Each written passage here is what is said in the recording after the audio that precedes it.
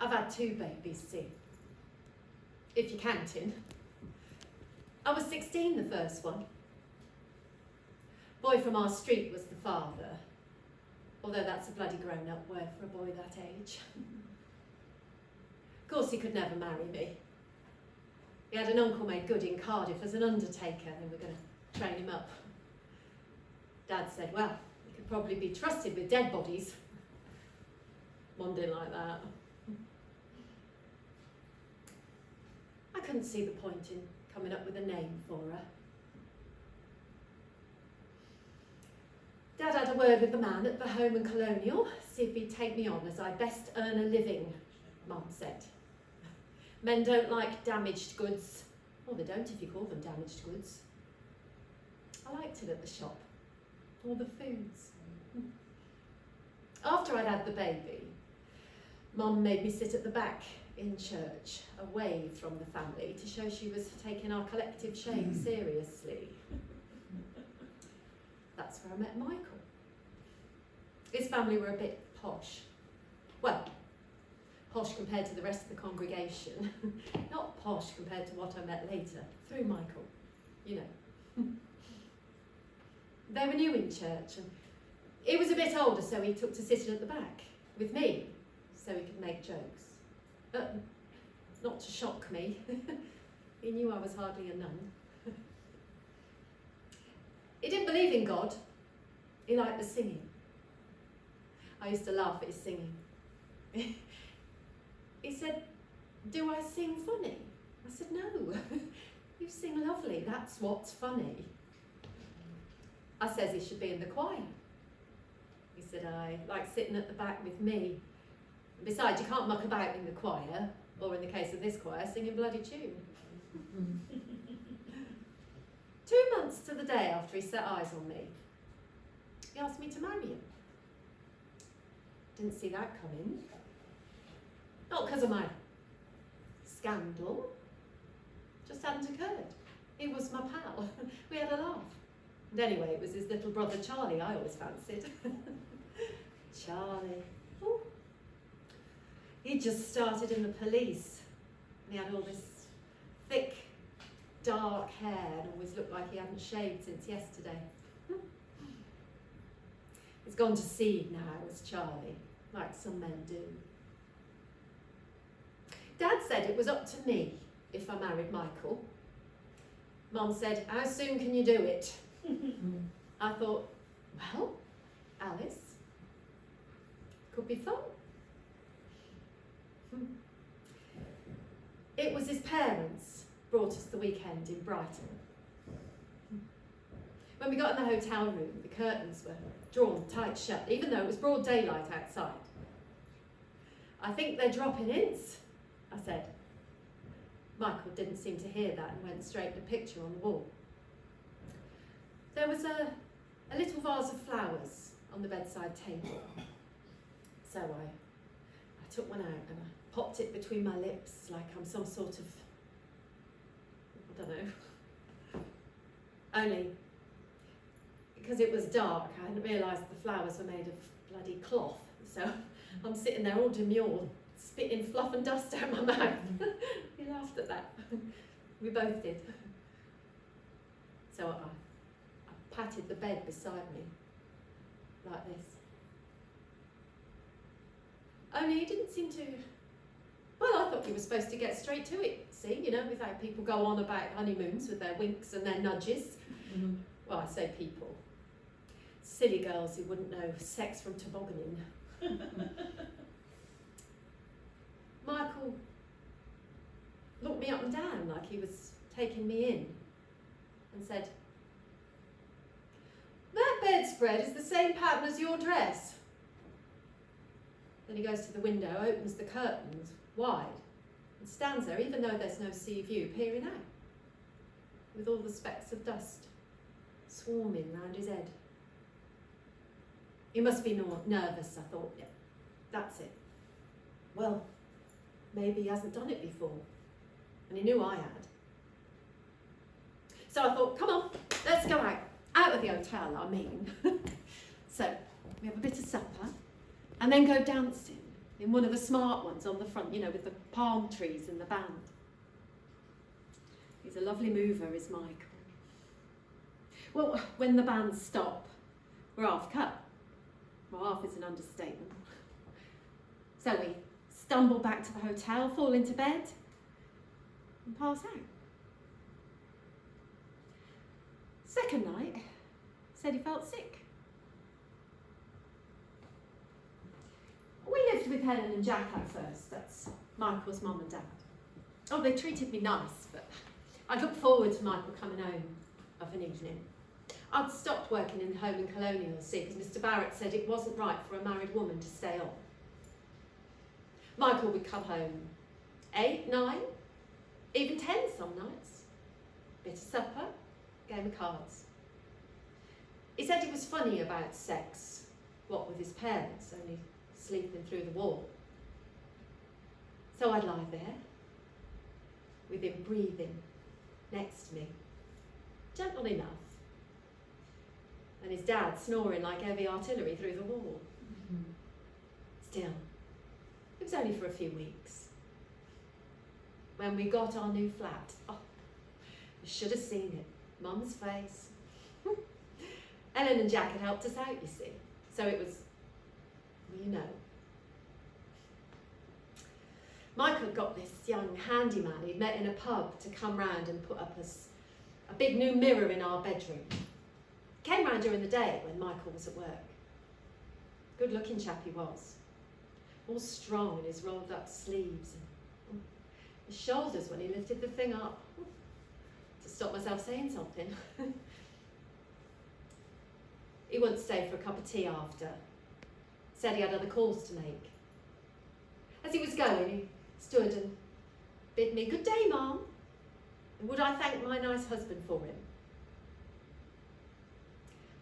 After he was gone, I stood, looking in the mirror, made the room look twice the size. And I took my clothes off, all of them, don't know why. Curtains were open and everything. Dress, petticoat on the floor. I thought, right, come on then, Alice, let's have a look at you. I could get fat if I'm not careful. Fat on my hips, fat on my arms, on my neck. It don't look good on me like it does on some women, you know. Of course, it's natural with me not being on my feet all day in the shop. All I could think was, well, I wouldn't fuck me. Easily solved, isn't it? You eat less. One night, this is 5, 6 months later, Michael comes in and he's got this new briefcase. Proper shiny chestnut job with gold fastenings. A present, he said. I said, did work give you that? He said, no, a friend. I said, you've got nice friends. He said, I am. All proud and sheepish at the same time. A few weeks later, it's cufflinks. Pleased as Punchy was with those till he realised he hadn't got the right sort of shirt with the holes in. Next night when he came in, I was waiting for him. Was it a woman bought you those presents? Shook his head. Went and sat on the arm of the armchair, which his mum had always told him not to do because it always puts the frame out of shape. He said, it's not a woman. And he put his head in his hands. It's not women. Of course, I knew what he meant right away. It's like the room shifted. Like how they cut to a different angle in a film scene, or how everything settles different when you step off a carousel. So, I go from feeling fat to feeling bloody stupid. He looks as surprised as me that he said it. So I tell him, I can't be your wife anymore, can I?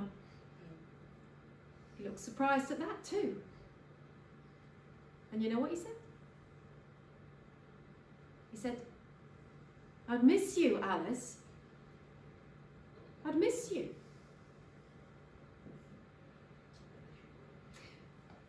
A week later, Helen invites me to lunch. Well, I can hardly say I'm too busy, can I? She gives me a hug right there on the porch. She's, what's the word? More demonstrative than Mum is. You go along with it, but this time it's practically verging on assault. She says, we'll eat in the kitchen, it's less formal. Well, happens to be the only room in the house which is properly heated, so it suits me well enough. There's a bottle of wine on the table. I know it's only lunch, but I thought we'd be naughty, she said. And it's a good one, apparently, so don't tell my husband. Calm down, love, I wasn't thinking of leaving him a note. She's done us cauliflower cheese and chops, which she knows I like. How's the flat? Nice, thank you. A napkin has slipped off her lap onto the floor 3 times, so she gives up and puts it on the table, clenched in her hand. And then she comes out with it. You're having trouble. It's not me with the trouble. We know how Michael is, she says. Oh. Now I know this sounds stupid, but it's really bothering me. The woman's got cauliflower cheese on her wrist and she hadn't noticed.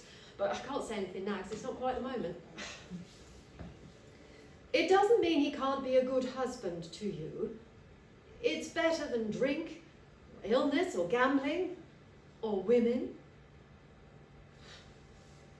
The thing is, and this is the God's own truth, I don't give a monkey's what he gets up to elsewhere. But what I say to her is, well, if it was women, at least he might show me some interest too. Bugger it, I'm close to crying, but I don't. She reaches out her hand to me, but before she can touch me, thank God, she finally notices the muck on her wrist. He's very fond of you, and so are we. And then she says, and this is my mother-in-law. She says, and if that's all that's missing, can't you just pretend everything's normal? And if you have needs occasionally, I'm sure if you're careful, you could go elsewhere. She says, they'll look after me. I'll have a good life. And that she's sure I won't have forgotten that his brother's a policeman and how difficult it would be for him if word got out. And that after my mishap, I, of all people, know the importance of appearing respectable. I walk home.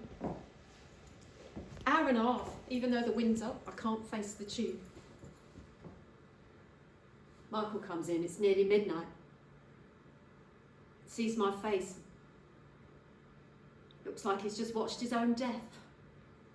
I'm so sorry. Wasn't my idea. I just run at him, hitting him in the chest over and over until I crumple. And he holds me tight. You got so bloody skinny, he says. He asks if he can make me a cup of tea and put me to bed, and in the morning I can think what I want to do, and he'll help me, whatever I decide. Only, I don't have anywhere to go. Anywhere I'd want to go.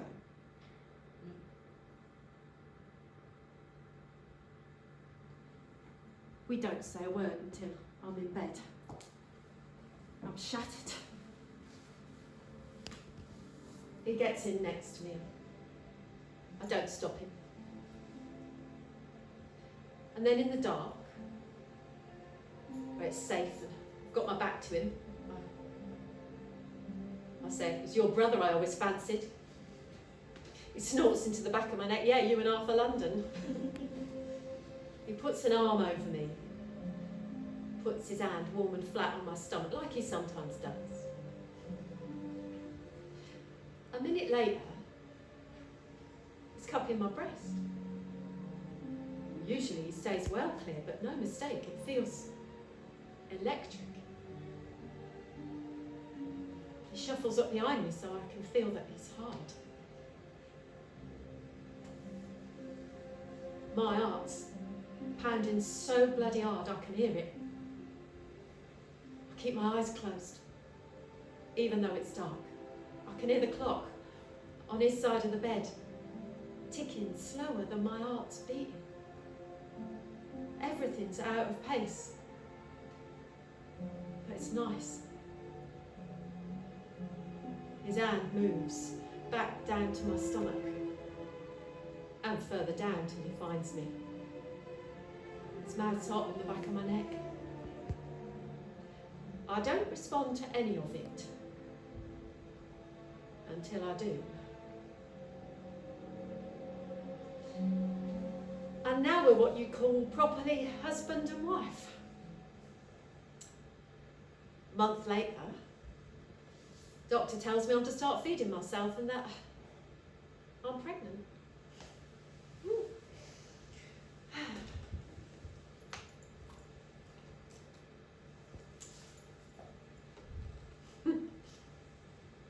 That's Salim over there.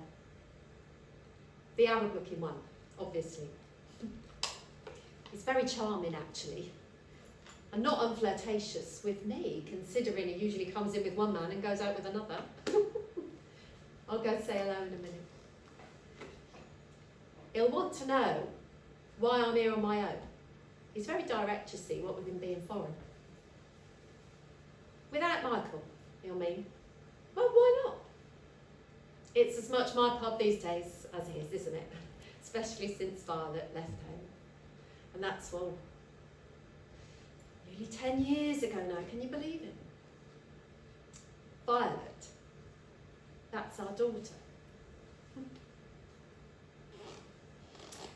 When she was about 2 years old, I said to Michael, we could have friends over more often. Friends or, you know. Better that than not seeing him. Better that than nights in without him. He was shy about it at first. But he's very discreet, Michael, you couldn't fault him. So we soon had men round, still do. They come round, one or more of them. A few drinks, game of cards. Does very well for himself, Michael. He hasn't gone to seed like his brother. I don't know how he finds them. Well, who cares? I should go. I only came into town to buy theatre tickets for his birthday. I know, fancy. Or for me, him and Tony. That's Michael's current friend. It's been a few weeks now. He's a bit older and a bit more settled than he usually goes for. Oh, and Violet and her new fella. And another couple that we know, George and Pierre. Pierre's not French, he's from Carlisle. Pierre said to me once, he said, Alice, me and George are just like any other normal long-time couple. We ain't had it off in years. At least not with each other. Last Friday afternoon it was, when I found out it was, how'd you say it? An appropriate subject for public discussion. Tony came round, that's Michael's Tony. He left his wallet at ours. Michael was at work. And he put this newspaper article in my hand that he'd cut out. What do you think of this, Alice? He says. The report on homosexual offences. The headline's just 3 words, crime and sin. Imagine that, Alice, he said. 2 men allowed to do whatever they want, legal, no pretending. And then he goes. But you see, it's not the same for Michael as it is for George and Pierre. George is an actor. Pierre cuts ladies' hair. Michael's got a respectable job. It's been nice for him having a wife, having a family. And even if it were legal, normal even, he wouldn't want to go off and play happy couples with another man, would he, at his age, at our age? That wouldn't make him happy, would it? He's got everything he needs. Always has. Anyway, Friday, like I said, and it's cinema night. We were going to see The Bridge Over the River Kwai. It's very good, actually. It's our sort of film. We don't go for the romantic ones. Although there's always a bit of that, isn't there, for the ladies? So we're knocking back a bit of supper. I almost say to him, what do you think of this Wolfenden report thing? Not because I'm worried, just interest, you know. I don't say anything. So we go to the cinema and he holds my hand. And as we're walking home, about halfway, without stopping or looking at me or anything, he says, out of the blue, I'd miss you, Alice.